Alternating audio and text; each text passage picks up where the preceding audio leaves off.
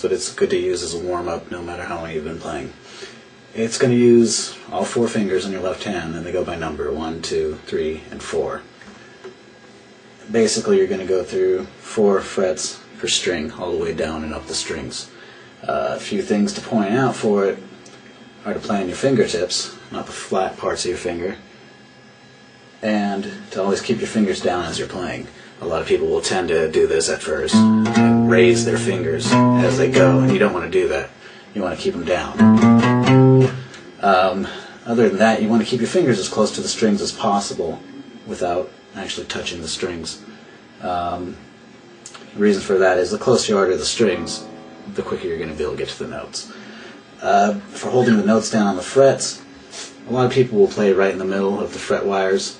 I like to get as low as possible. Either way will work. The lower you are on the fret, though, it's going to enable your reach. And a lot of people, the first time trying this, it's the ring finger and the little finger that have the hardest time either reaching or just the strength to hold down the strings. And that's going to work out everything. I'll play through the exercise once quickly.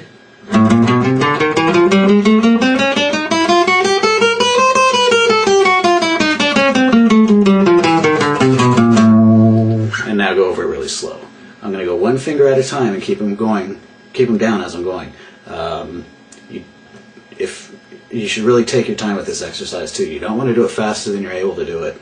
Playing it slow, in all actuality, takes more strength out of your fingers because you're going to have to hold them down long enough to keep the sustain. So it's a very effective exercise no matter what tempo you're going. And to do it slowly, when you start out, something around this pace is good, but whatever is comfortable for you.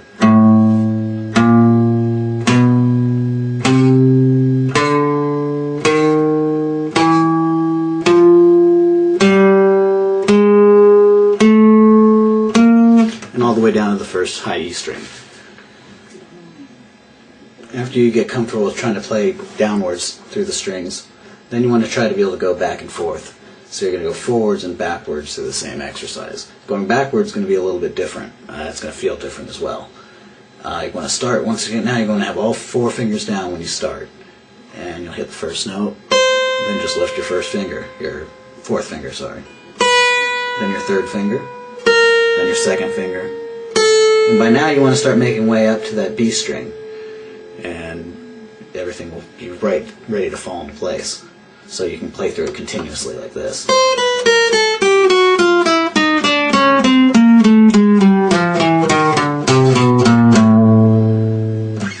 And from there you want to get used to, you want to practice it at equal amounts, forwards and backwards. So I usually, as a warm-up, before I'm going to sit down and play for a while, I usually sit and go through this forwards and backwards maybe 3 times or so.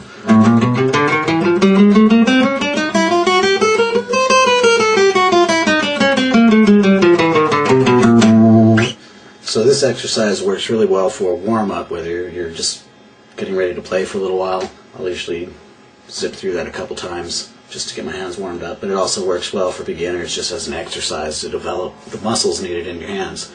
When people first start playing guitar, it takes on the average of about 2 weeks 10 days to 2 weeks for the muscles in the left hand to really develop and get used to playing through the strings normally. Obviously, when you're first starting out this exercise, it's going to take you a little bit longer to get through it a couple times. That's important that you just don't rush through it.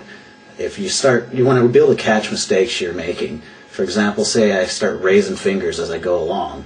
So I'm going to go through it really slow and watch for that when that happens. And then my finger's coming up. So I'll just freeze right there, and just, if I have to use my other hand, whatever, I'll get that finger back where it belongs and just keep concentrating on how I'm going to make my next move. At first it's going to seem really awkward, but I'll find a place and how it works, and if it still is really uncomfortable, I'll concentrate on where my thumb is.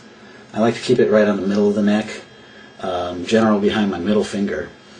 And that's going to enable, if my thumb's up higher on this side of my index finger, it makes it a lot harder to reach. So keeping it centered gives support balanced out to all 4 fingers, and it's also allowing me to reach a lot further if I need to.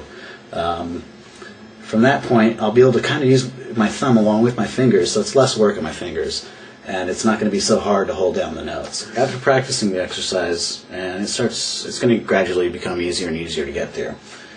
when it starts getting easy for you, that's when it's time to step it up a notch, though. There's a lot of different variations of this that can be done. So no matter what level you're at, there's always a way to make it a very effective exercise. The first step would be just shifting up a fret every time you get through the strings, and shifting up again when you get all the way down the strings, back and forth. Basically, I'll start out normally with frets number 5, 6, 7, and 8. And I'm going to go 5, 6, 7, 8 down through all 6 strings. And when I get to 8 on the high E string, I'm going to shift up to 9 and go backwards. I'm going to go 9, 8, 7, 6 through the strings.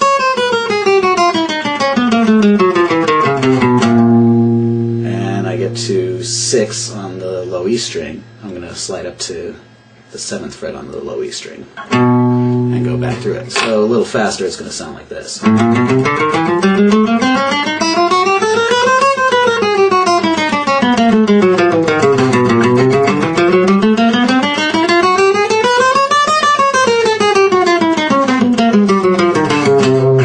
That's a workout. With this workout, I usually like to base it around the 5th fret, because that's the average spacing of the frets.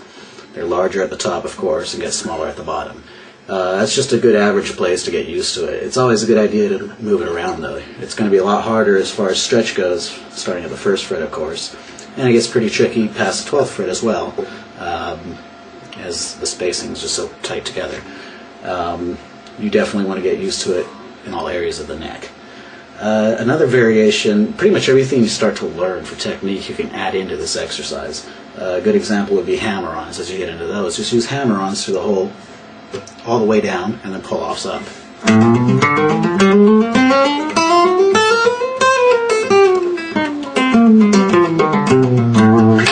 You can alternate fingers, so instead of 1, 2, 3, 4, it'll go 1, 3, 2, 4.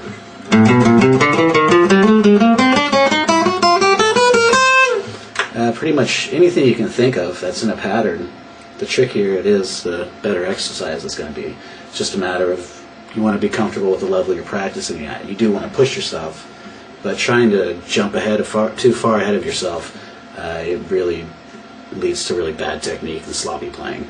Just like starting off the exercise, I've seen a lot of people that try to just zip right through it. When you do that, you can force yourself to play it a lot faster than you really can, but you end up missing the notes. It's going to sound sloppy, and you're not getting the workout, really. That's the essential part of the exercise, because obviously it's not a very musical sounding, not very melodic, which is also a good thing for especially the beginning stages of learning guitar, as it